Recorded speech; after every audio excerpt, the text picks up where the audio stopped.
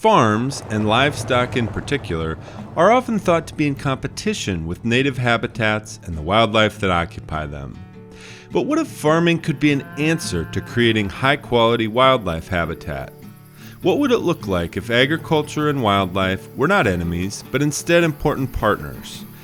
When managed intentionally and appropriately, livestock, especially ruminants like bison, cattle, sheep, and goats, can thrive in native systems, leaving both farms and the native plants and animals that call them home in better shape.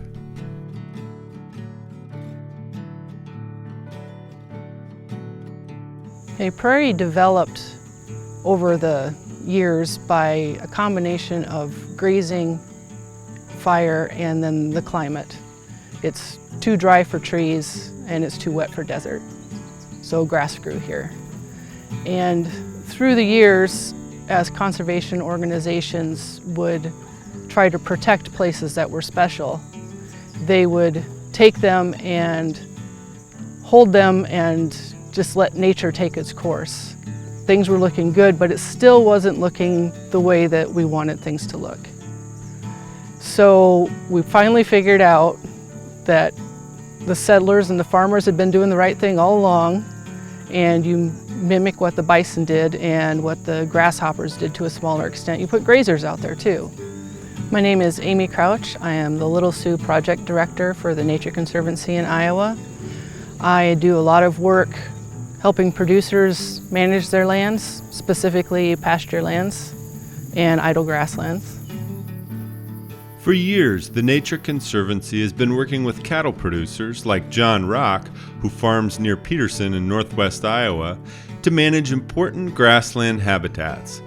This relationship is a case study in how native habitats and livestock can benefit each other. So we started working with them in 2010, and that's really been a great relationship, a great opportunity for our farm to get the opportunity to have our cows in two of their preserves for a 45-day time period every year from May 15th to July 1st. So we're able to work together. Our cattle can help them, and their grass can help us. When livestock are introduced into grassland and prairie habitats, native plant communities can thrive while the livestock and farmers benefit from an additional forage source. John has been grazing TNC lands for more than a decade and depends on these native grasslands as a critical part of his grazing system. Not all, but a large portion of our herd will be on Nature Conservancy pastures for that 45-day time period, which of course allows some of our other pastures to rest or to keep growing during that time period.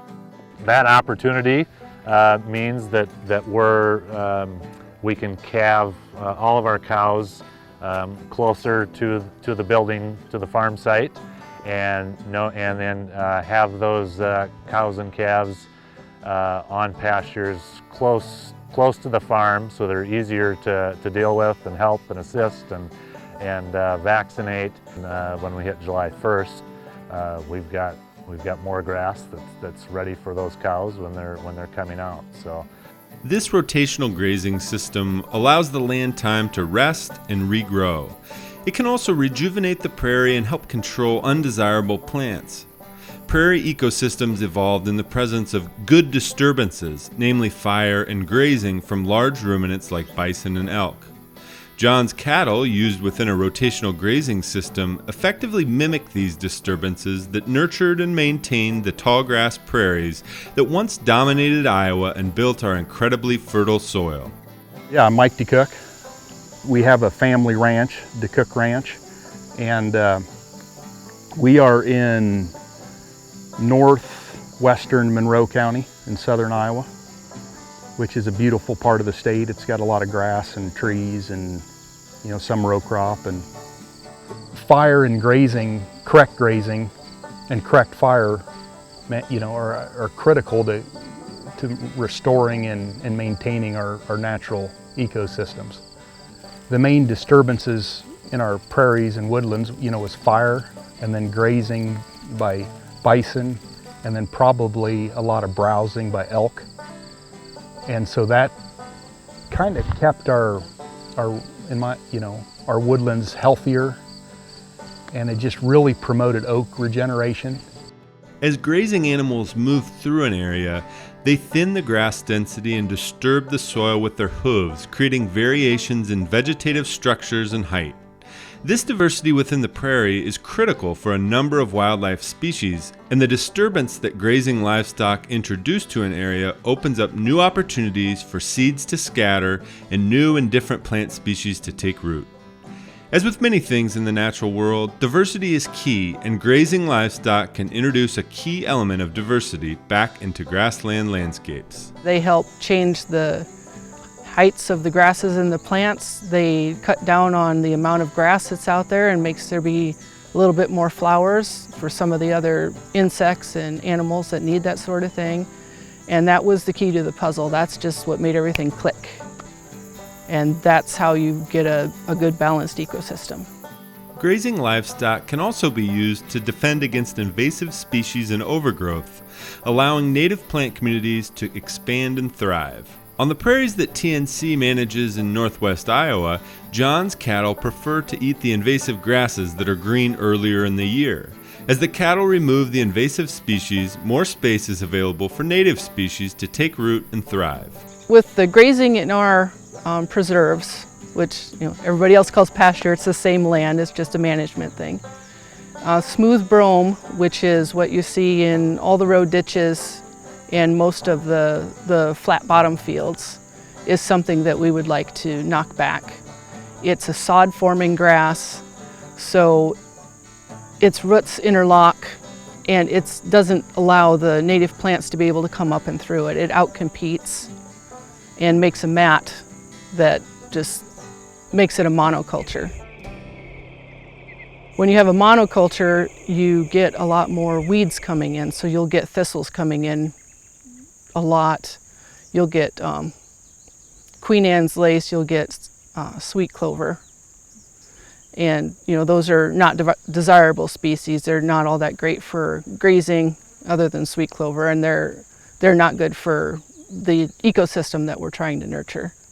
Achieving coexistence and mutual benefits between livestock and native systems is a key strategy for preserving the land, wildlife, and livestock for future generations. Livestock farmers have found that working in conjunction with the native habitats around them is more economically profitable and results in more resilient systems. Diversity is the key to success in a lot of different ways. For the health of the land, for the wildness of the land, for the economics of the producer. There's always something more to do to improve things. The opportunity to rent those preserves even for a 45-day time period has given us access to more land and more grass that allows us more grazing days of pasture. And that allows you to then add to your herd. And so that's been a great opportunity for us, and it didn't require us purchasing more land. I try to articulate to our customers the importance of native diversity, especially native prairie diversity. Our goal as a ranch is to have as much native diversity as possible, so more economically profitable because our lack of expenses and buildings and equipment. By continuing to use livestock as land management tools and by continuing to use native habitats as critical forage sources for our livestock, we can enhance and protect native habitats while building viable farming operations that can continue growing together. We can also preserve a piece of Iowa's heritage, the tallgrass prairie, that is in danger of disappearing from our landscape altogether. My goal for the future of our farm is to grow the operation in a responsible way, and that's not necessarily to have thousands of additional acres or hundreds of more cattle, but first of all to do an excellent job with what we have and what we do. I just think wild lands and wildlife and the natural world have intrinsic value, and so that nature has value for its own sake, and irregardless of its economic worth or benefit to us. There's such a little percentage left of these native landscapes, and they're so beneficial to producers and people and nature and everything that we can't let them die. We can't let them be gone. But we still make a living off the land. I mean, so they're not mutually exclusive. So it's just kind of a neat thing that you can make a living off the land and restore and protect wild nature.